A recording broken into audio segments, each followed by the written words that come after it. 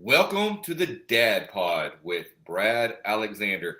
Guys, in this day and age, I wish I had a fancy intro. I wish I had some intro music, graphics, but I don't. So it is what it is. You're going to get what you get and don't throw a fit type of thing. Welcome to the Dad Pod. It's been a long absence. I know, folks, y'all haven't heard from me in a while. I wish I would be more consistent and interview more people, but with two teenage daughters, a business, and it is what it is. But guys, it's election season, and it is one of my missions in this community is to inform the voter. I don't want to try to steer the voter. I don't want to try to tell you to do this or to do that. But as a community advocate, which I think I am, me and Stephanie, my wife, own a real estate business. We have done a lot to support the community, but I want our community to be informed how whatever decision you make on November 5th, I just want it to be an informed decision. So over the next couple of weeks, we are going to be interviewing local candidates, county candidates, and maybe even a state or two candidates, but more focused on the local Kyle Buda and the Hays County election. And with that being said, so let me give you a few parameters, guys. This is a live cast to where we are trying to inform the voter of who the candidates are. We are not here to badmouth a candidate. We are not here to try to bring up, hey, this candidate said this, or this candidate voted this way, or do that. In no way, shape, or form are we here to, we're here to try to give a positive outlook on the person we were having a conversation with. Why? Well, I grew up in Kyle, Texas, and in Kyle, Texas, back in the 1980s, was a coffee shop town to where the truth wasn't always there. The truth was who you had coffee with, and when you had coffee with them, and how far along it was. Kind of like that fishing story. When the fish was caught, it was this big, but by the time it got around town, it was that big. So I'm here to spread the truth and let you know who the candidates are and we are going to ask candidates, why should we vote for you? And I think that's an honest question. So we're going to start off this year's series with Alicia Key, the Democrat candidate for Hays County District Judge. We are going to find out what a Hays County District Judge does and is, because I'll be honest with you, I don't know. So without further ado, Hays County District Judge Democrat candidate Alicia Key. Tell us a little bit about yourself. Hi, Brad. Thank you for having me. Okay, so I was born and raised in a small town in New Mexico, went to college and law school at Texas Tech, and then started my legal career in Wichita Falls, Texas. I was up there for about 8 years or so, and I started my public service career. I was an assistant district attorney. I did civil stuff first, which is the child welfare cases and family violence and juvenile cases. And then I got transferred and I was a felony prosecutor for a while. I taught during that time at Midwestern State University as an adjunct professor in the criminal justice department. I did that for about 3 years.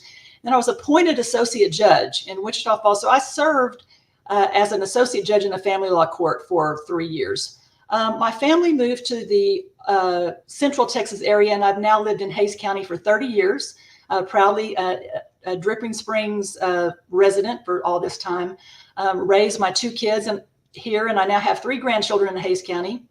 So my legal career continued in public service. I worked in 2 state agencies. One was the Office of the Attorney General. I was in various roles, but for the last 9 years of my public service government career, I was the statewide director of the Child Support Division of the Office of the Attorney General.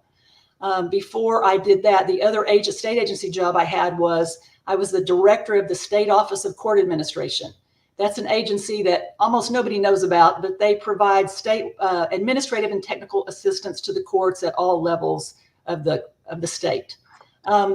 About a few years ago, though, my son got out of law school, and he talked me into giving up my glamorous government job and going into private practice with him. So we've had a private law office in in Buda for the past 7 years or so, doing civil litigation, mostly family law. But we have a new court that the legislature created 2 years ago, and so I decided. The governor appointed a judge to be on that bench until we have a general election. But I decided, because of various reasons, that I just needed one more stint of public service. I want to finish out as district judge. And, I'm just dedicated to the welfare of Hays County. And that's why I decided I needed this one more stint of public service. Well, awesome. So while we're talking about public service, I was my public service was a high school teacher and coach for 15 years. So I call that my public service. Awesome. And I make no bones about it. I probably I will probably run for office one day. I like the political, just making change, and I would do it I want to be a local politician, community advocate for me and my family moved here in 1983, 84. So been here a long time, left for college and career, and then came back. So I get you that, me and you remember this area whenever, the Salt Lick wasn't as big as the Salt Lick is now. And, and Hays, here's one for you. Hays City Store was the gas station. Right. So and Dripping Springs, when we moved out there and my daughter started kindergarten, Dripping Springs had one elementary school, and now they're building number 6 right now. It's crazy. So You talked about district judge. Right. Well, tell us one reason I wanted to bring you on here, not only as, hey, this is Alicia Key, the Democrat candidate for district judge, and here's to tell you about her. But one other thing I think is a good deal is you can tell us kind of what you envision, what this role of, what is a Hays County district judge? Okay, so Hays County has 6 district courts. 3 cover only Hays County, and 3 are shared with a couple of our surrounding counties. But district court, and Hays has a general jurisdiction district court. That means the judge presides over felony criminal cases and a variety of civil cases, including divorce, contract disputes, personal injury, all kinds of. The number of the cases filed in Hays County are approximately 35 to 40% are criminal in the Hays County district courts, and the remainder are civil, including family law.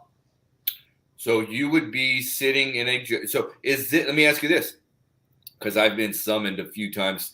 Is this a jury trial court? Yes. So felony criminal has, if those the people charged with crimes want a jury trial, when they're entitled to, it's a 12-person jury. And then in civil cases, you have some jury trials too. Of course, a lot of cases are decided by the judge, or so people can elect whether they want a bench trial or a jury trial. But if they want to exercise their constitutional right to a jury trial, they of course get one. Okay. So a little bit about me, just so you know, I'm about 45 years old. And I probably didn't vote until my late 30s. Right? Yeah. Could have cared less. Didn't care. I tell you what got me on the political scene was owning my own business. When you own your own business and you have to write the government that check instead of it coming out of your, and I people will get upset with me about this, but when you have to write that check yourself instead of it coming out of your pay stub, it's a totally different ballgame. Mm-hmm. Not only that, but my daughter was diagnosed with type 1 diabetes at age 6. She's now 13. And so, in the world of national politics, healthcare is such a big thing. Well, right. I could probably write a book on healthcare for diabetes. Right. So, but before then, I really didn't. I mean, I didn't care who won. I just went to work every day, and it was what it was, right? So I am kind of a new person to all this political thing, but I will tell you, I'm doing my best to catch up. But when it comes to a Republican, Democrat, red, blue, right, left, mm-hmm. and we're talking about a district judge, can you explain? And I don't want to get controversial on this topic, but Mhm. why does a judge? And I'm just asking you. Hey, this is Brad asking maybe a Right. dumb question, but why does a judge need to be Republican or Democrat? That is an excellent question. And it's a question that's handled differently in all the 50 different states. Texas is definitely in the minority in that we elect judges on a partisan basis. A lot of states elect judges nonpartisan, like we do city council, or either there's an appointment by, either the governor or a legislative body, or an appointment and then confirmation election, like stand for confirmation election sort of thing. Very unusual. And yeah, a lot of people, including, a lot of judges, agree that they really wish it wasn't, the election wasn't on a partisan basis for trial judges. I think so. I mean, I like the fact that the city, like, and I don't know every city, but I live across the street from the city limits of Kyle, so Mhm. I'm not able to vote in any city election. Right. Kyle, Buda, Mount. I'm not allowed to vote in any city election. But I like the fact that a mayor doesn't have to say Republican, Democrat, Right. this or that. And to be quite honest with you, I think a lot of people are down the middle.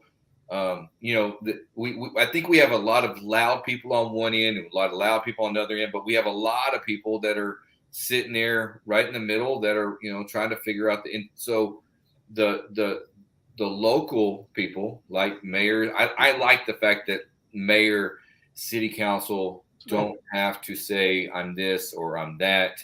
But hey, you can look on their Facebook page and see who they're supporting, and I guess that tells you what they are.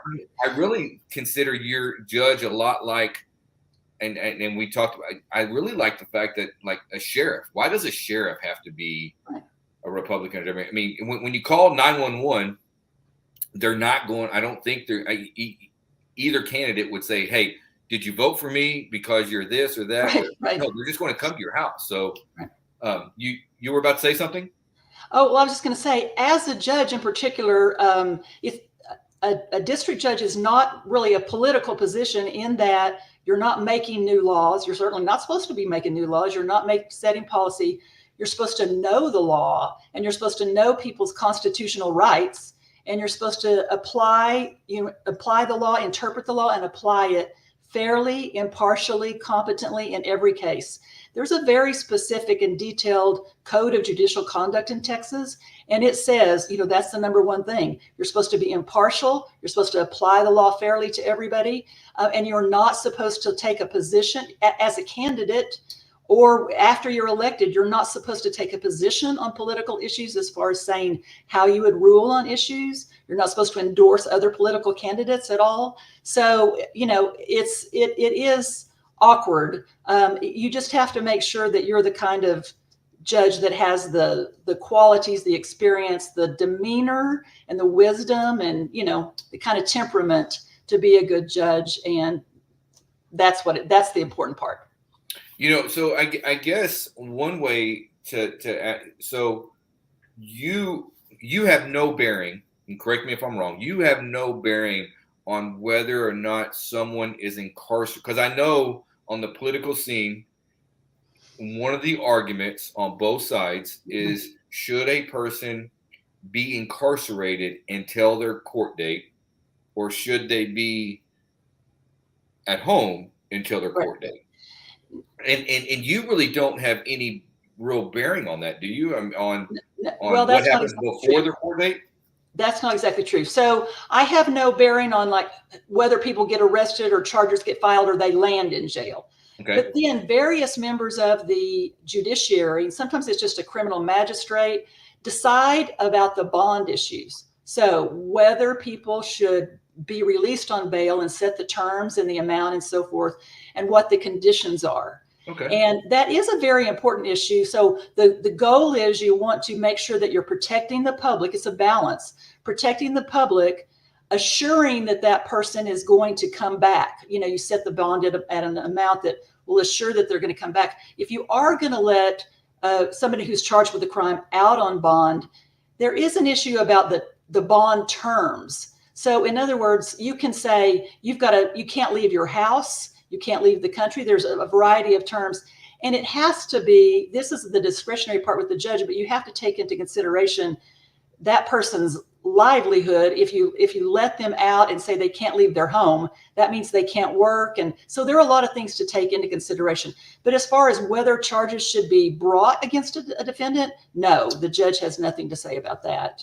And frequently, but you will have a say on whether or not they spend time in jail until their hearing, or whether or not they go home and work, and or if they're on house arrest or home and work, or whatever those parameters are. So the bail and bond conditions are things that the judges decide, and it is important, like I said, that you balance, protecting the safety of the public, and ensuring that person's going to come back, and based on the relative, the seriousness of the crime, you don't want to set the bond so high that the person just has no chance of getting out because of their, financial status. You don't want to unfairly keep people in jail just because they don't have any money. Depending, it's a balance. I totally get that, and I also get the point of, as a taxpayer, when I told you I have to write that check, I started really, really paying a lot of attention to where my income tax money. It's October 17th. One of those, when you're self-employed, there's multiple different tax days throughout the year, and one of them was October 15th.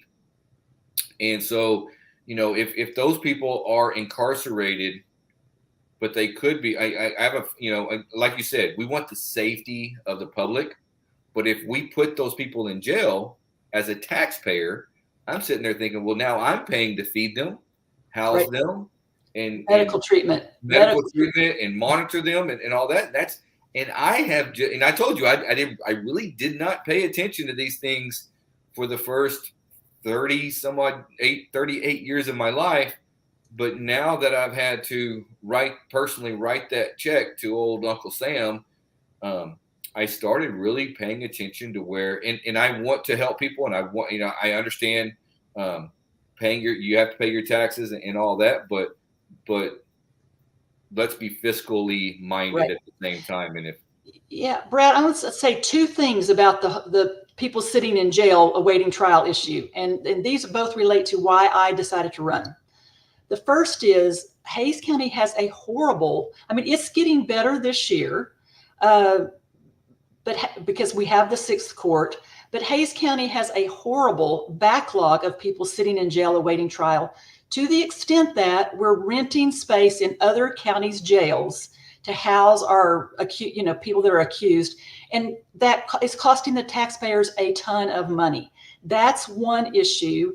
It costs the taxpayers too much money. Plus, for those people that a lot of them have court-appointed attorneys, if they're 4 hours away from here, their court-appointed attorney is not going to go visit them in jail. So it's hurting the taxpayers. It's unfair to the person that's accused of a crime that's presumed innocent. So that is one reason, that whole backlog issue, that I decided to run, and that's because, and I think that I have something to bring to that. Besides the fact that there's too many people, a lot of those people are sitting in jail, the majority of them, and they're repeat offenders because they have mental health issues or substance abuse issues. So there are some things from my past experience that I learned, my experience, that I think I can bring to bear on this problem. And this is why I decided to run. I mentioned my time at the Office of Court Administration, 2 years there as the director. I was an assistant attorney there at OCA, and then I was the director for 2 years, appointed by the Supreme Court of the state of Texas to be in that position. And I learned about a lot of resources that are available to counties to help improve their court processes, improve efficiencies. There are resources out there.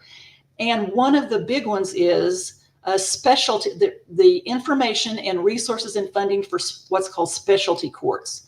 We have one new specialty court in Hays County, and it's the mental health court.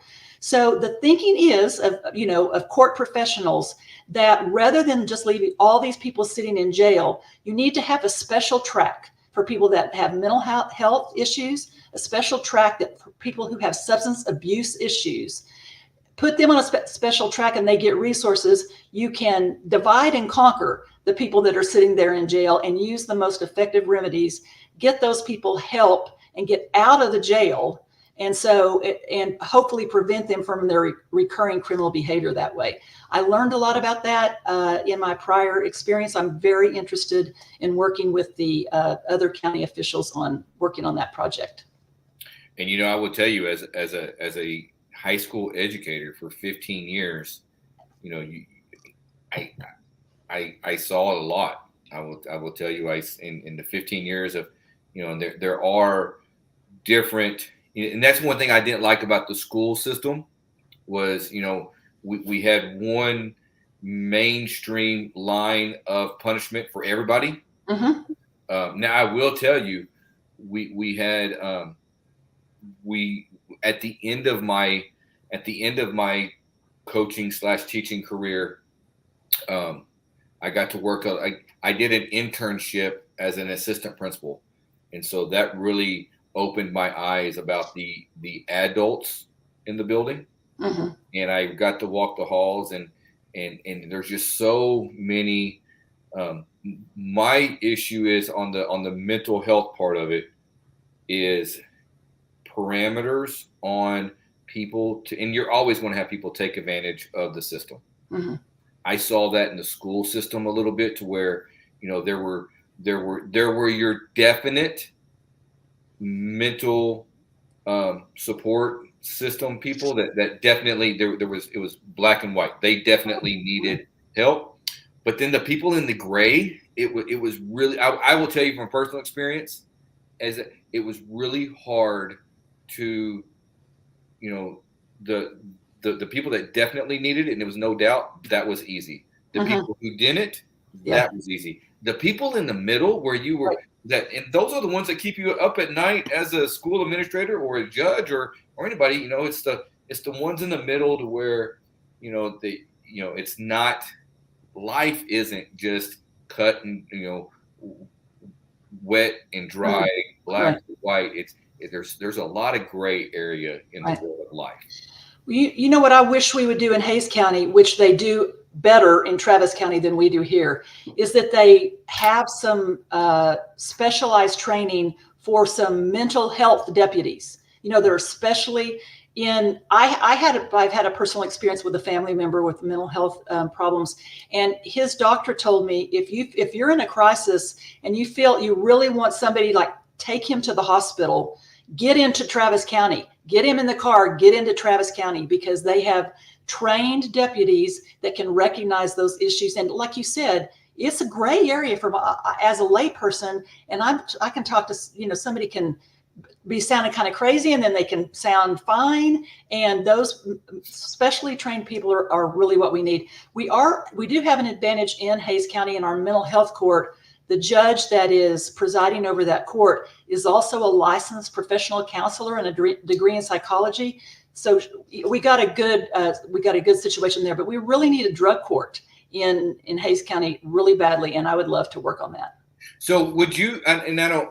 Is some of the overcrowding? You know, I'm a realtor, but I moved to Kyle whenever the only thing in Kyle was Dairy Queen and Bon-Ton. So I've seen, you know. Is the growth a little in Hays County? Is the growth part of the overcrowd? I mean, I understand we could do probably a better job of separating people if we had options for judges. Send this person here, send this person here, but is the growth contributing to the overcrowding? You know, I know that Hays CISD, the last time, I'm wearing my Hays Education Foundation shirt. Mm-hmm. So I'm very involved in the Hays CISD, and I have been over the years on on all the committees and all that, and so very in tune with the growth. And we're one of the fastest growing school districts in the state of Texas. And Dripping Springs, I mean, look at Dripping Springs. Yeah. It's crazy. Is the growth part of the problem of the overcrowding? Yeah, definitely. Well, it's probably two or three things. One is definitely the growth, and that's why we got a new district court. The legislature create a new district court for us 2 years ago. Also, COVID, the pandemic had an effect on the process, the timely processing of, because it was very difficult for some months to have jury trials remotely. So that caused a little bit of a backup.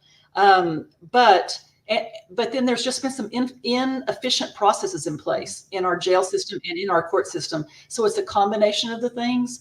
The growth, of course, is a big factor, but the legislature gave us a new court 2 years ago, and the first year of operation was in 2023, and the backlog grew in 2023. I mean, there were 10,000 cases, some pending at the beginning of the year. We have 6 district courts now last year, and there were over 11,000 cases pending at the end.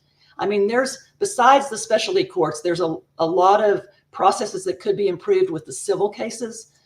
We just, got to get some better processes in place.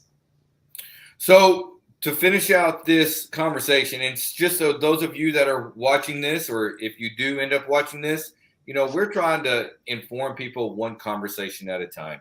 I feel like, we have a society that is very judgmental, and yet they take a 30-second clip from this and tell you something and put it on social media. Mm-hmm. And now 30 seconds out of a 30-minute video, and now people have a opinion on someone that is way out of context and all of that. So we're doing this so that our voters can be informed and let them form an opinion on who they want to vote for on facts and really getting. So I wanted to do this, getting to know people, because I feel like we somewhat, especially COVID. COVID brought it out. When you talk about COVID brought it out. People are so judgmental. Mm-hmm. Are you a mask wearer? Are you not a mask wearer? Are you this? Are you that? Or and I tell people all the time. My 13-year-old daughter, whenever we were going through COVID, she was about 10. Mm. And one day she came up with the best quote ever. It's a quote our family still lives by, and she's funny. She said one day, "You do you, boo boo." So there will be times in our family to where people disagree with something. Maybe I'll disagree with my wife, and the response will be, "You do you, boo boo." So. So we're trying not to be judgmental. We're trying to get to know people one conversation at a time. So with that being said, Alicia, is there anything else you would like to tell our people why they should vote for you or Yes, yes, thank you for that. One other thing, and I think because of my experience as a judge before, because of appearing in front of a bunch of other judges as a litigant, I think I've learned the ability, and it's part of a natural, my upbringing from my parents. I have the quality of this quality of a good judge. And I think it's really important. I think it's important for a judge to make people feel like that they're being treated fairly, that the judge treats people with dignity and is kind and understanding and, dignity and respect, no matter who they are or whatever. Because I've seen in many a courtroom, and when I was an agency administrator, that if the judge or the decision maker is thoughtful and respectful and makes everybody feel like they're getting a fair shake, that the decision is so much easier for people to accept. And I think I have that quality, and I think that I can apply it and be a really good judge.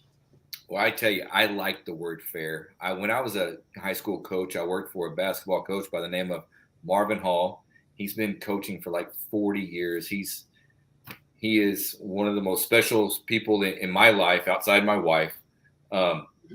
And coach, one time we asked the players what they wanted, and one player said, "We want to be treated equal." And he said, "Well, you need to go find another team."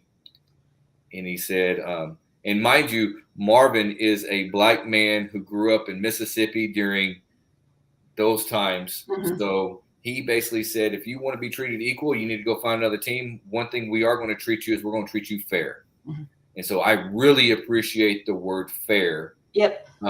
and because everybody wasn't born equal and everybody shouldn't be treated equal, and the and that's what he told the team. And so, but everybody deserves to be treated fair. And so that's the rules we use in our family and our business and all of that. So I really like the term fairness. And so, well, Alicia, thank you for coming on the Dad Pod today. Thanks. Thank you for kicking off our election series.